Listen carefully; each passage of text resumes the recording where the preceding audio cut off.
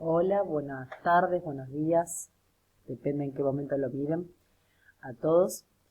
Bueno, en este video les quiero explicar un ejemplo en donde se aplica el teorema 2 para probar la integrabilidad de una función en un intervalo. El teorema 2, ¿sí?, es aquel que me dice que si tengo una función acotada sobre AB, entonces es integrable sobre AB si solo si para toda epsilon existe una partición del intervalo AB tal que la diferencia entre la suma superior y la suma inferior pueda hacerse tan chica como se quiera. Este teorema me da herramientas para poder probar la integrabilidad sin usar la definición que por ahí, como menciona el autor, encontrar el supremo de las sumas inferiores y el ínfimo de las sumas superiores no siempre resulta tan sencillo. Justamente este ejemplo lo tienen desarrollado en el libro, pero bueno, la idea es que les explique el paso a paso para que luego tengan un modelito y puedan seguir haciendo, puedan seguir entendiendo los otros ejemplos o los ejercicios de la práctica. Bien, vamos a probar que la función identidad es integrable en 0b y su integral, ¿sí?, el valor de su integral es igual a b cuadrado sobre 2. Entonces, si yo quiero usar el teorema 2, dado un epsilon, tengo que encontrar una partición del intervalo tal que esa diferencia pueda hacerse tan chica como quiera. Bien, en primer lugar, vamos a ver cómo son esas sumas superiores y sumas inferiores. Entonces, voy a tomar una partición cualquiera del 0b. Una partición es una colección de puntos, T0, T1 hasta Tn, donde T0 coincide con el extremo inferior del intervalo y el último punto de la partición con el extremo derecho del subintervalo, Bien, entonces tomo una partición cualquiera de 0b, ¿sí? Dado que la f es continua, la función identidad es continua y creciente en todos los reales, lo será en cada subintervalo de la partición, que sería ti-1, ti. Por lo tanto, ¿esto qué nos dice? ¿Sí? Nos dice quiénes serán sus ínfimos y sus supremos en cada subintervalo. Mi, que el autor lo define como el ínfimo de la f para la x moviéndose entre ti-1 y ti, va a ser igual al valor de la función en el extremo izquierdo, que como es la identidad me va a dar ti-1. Y esto vale para i de 1, 2 hasta n. Tengan en cuenta que el ínfimo y el supremo en cada subintervalo se denota con el mismo subíndice que el extremo derecho. Fíjense en que en T0, T1 va a ser M1 chiquita, el ínfimo, y M1 mayúscula, el supremo. ¿Sí? Porque si yo quiero dividir en dos subintervalos una partición, necesito 3 puntos. Los dos extremos y uno entre ellos dos. Bien.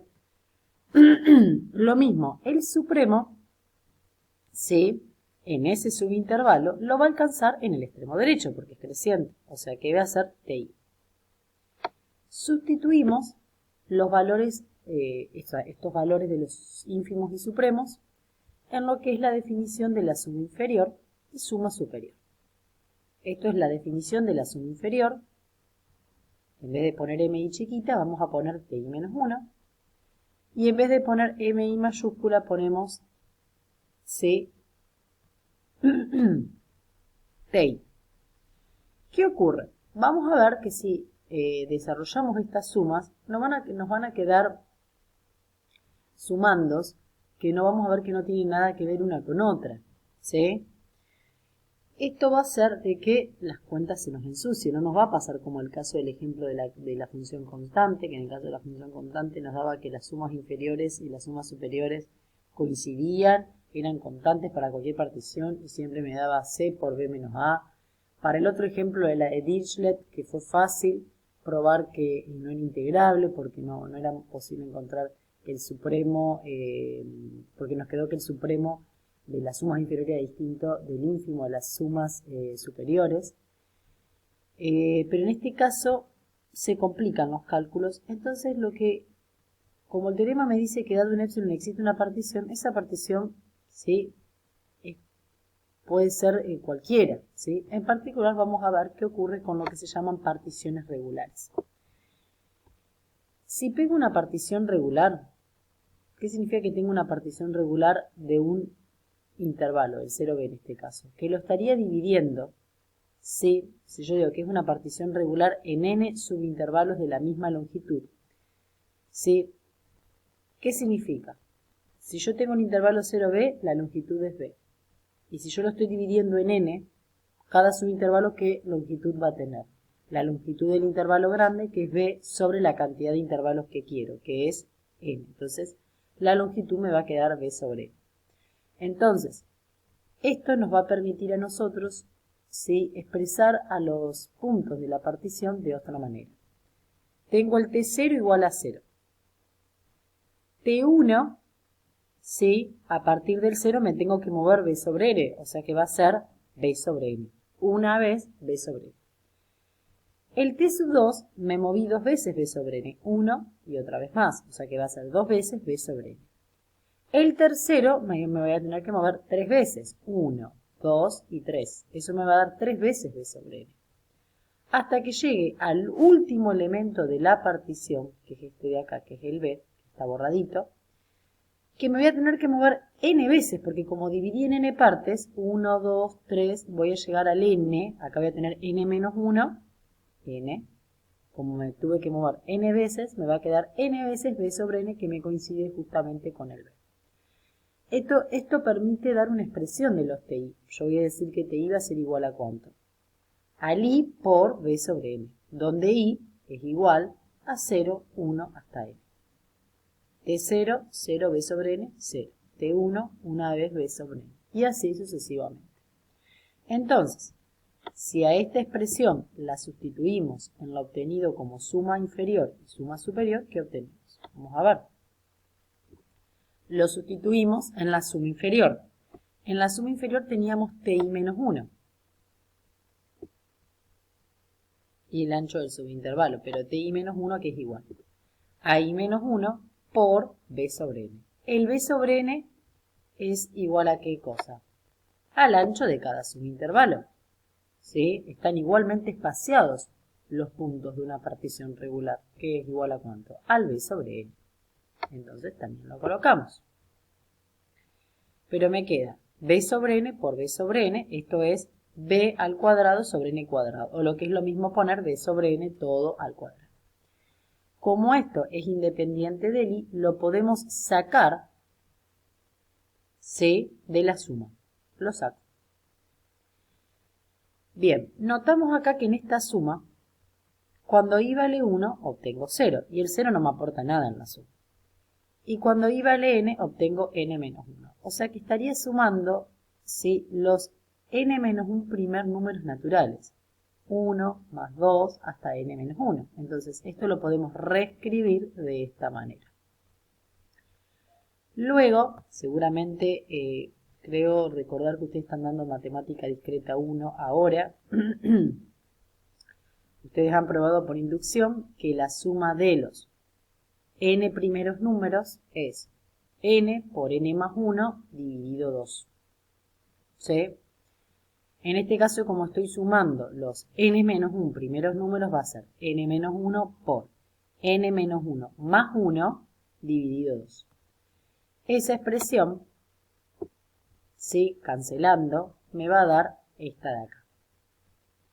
Luego, simplificando este n con este n de acá, pasando este 2 acá, que es parte de lo que es independiente del n, me queda esta expresión para la suma inferior de una partición, ¿sí?, del 0b en n subintervalos. Las particiones regulares quedan definidas para cada n natural. Si yo la quiero dividir en 2, me tengo la partición regular en 2 subintervalos. Si la quiero dividir en 3, en 3. Bien. Haciendo un razonamiento análogo para la suma superior, ¿qué obtenemos? El TI, ¿a qué es igual? A I por B sobre N, por el ancho de cada subintervalo. Recordamos lo que era. TI, I por B sobre N. Y dijimos que el ancho de cada subintervalo es b sobre n. Lo coloco. De nuevo me queda esta expresión que es independiente del i. Y ahora sí me queda limpio la suma de los n primeros números, que eso fue lo que les mencionaba en la parte de arriba. ¿Sí? La suma de los n primeros números se puede probar por el principio de inducción. Es igual a n por n más 1 sobre 2. Bien, simplificando este n con este n, ¿sí? Me quedaría n más 1 sobre n acá y b cuadrado sobre 2. Bien. Entonces, ¿qué quiero hacer? Volvamos a lo que quiero encontrar. Yo quiero encontrar, dado un épsilon, una partición del 0b, tal que la diferencia entre la suma superior y la suma inferior sea menor a ese épsilon. No importa cómo sea esa partición, dado un épsilon existe una, puede ser regular, no regular. A mí lo que me importa es encontrar una partición. Bien.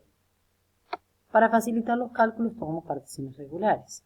Bien, entonces, con esa partición regular en n subintervalos, hacemos la diferencia entre la suma superior y la suma inferior. Vemos que la suma superior y la suma inferior tienen en común ¿qué factor? B cuadrado sobre 2. Lo tenemos acá. Y también lo tenemos, que es la suma inferior, y también lo tenemos acá, en esos dos. Entonces, sacamos b cuadrado sobre 2 en común y ¿qué nos va a quedar? El n más 1 sobre n, que es el que tiene la suma superior, y el n menos 1 sobre n, que es el que tiene la suma inferior. Haciendo esta diferencia, obtenemos 2 sobre n, simplificamos el 2 con el 2 y nos va a quedar b cuadrado sobre n. ¿Yo qué quiero? Yo quiero encontrar una partición tal que esa diferencia sea tan chica como quiera. Pero esas particiones, como son regulares, están identificadas con el n. Entonces, yo quiero que esto sea menor a épsilon. Y para que eso sea menor a épsilon, si despejamos en esta desigualdad, el n pasaría al miembro derecho. Es positivo, así que no cambia el sentido de la desigualdad. Y el épsilon pasaría dividiendo. O sea que para que esa diferencia sea menor a épsilon, el n, que es la cantidad de subintervalos que tenemos que dividir al intervalo 0b, tiene que ser un natural que supere al b cuadrado sobre ese épsilon que yo di. Entonces, ya hemos logrado obtener la partición. Concluyendo, ¿sí? Dado épsilon positivo, existe una partición P. P es una partición regular en n subintervalos con n mayor a b cuadrado sobre épsilon n natural, tal que esa diferencia sea menor a épsilon, lo que demuestra que f es integrable sobre a. C. Fíjense cada uno de los pasos que yo fui siguiendo, ser muy cuidadosos en la escritura de cada una de las expresiones. Si ponen que el ínfimo en un subintervalo es tal, ¿por qué es tal? Justifiquen todo lo que van escribiendo siempre. Bien. Pero ¿qué pasa? Yo tenía que probar que era integrable y que además la integral era igual a b cuadrado sobre 2. Pero la definición me dice que si una función es integrable, la integral es el único número entre todas las sumas superiores y todas las sumas inferiores. Entonces, como es integrable, porque ya lo acabé de probar, este número va a tener que estar entre todas las sumas superiores y todas las sumas inferiores. Perdón, todas las sumas superiores y todas las sumas inferiores. Otra vez. En particular, si está entre todas las sumas superiores y todas las sumas inferiores, va a tener que estar C entre las sumas superiores y las sumas inferiores de las regulares. ¿Sí? Ponemos quién era la suma inferior y quién era la suma superior de las regulares. Para toda n natural. Pero cuando n tiende a infinito, este miembro izquierdo se aproxima a ¿quién? A b cuadrado sobre 2. Lo mismo esta expresión de acá. Por lo tanto, por el teorema de la función sándwich, va a tener que pasar ¿qué cosa? que el valor de la integral sea b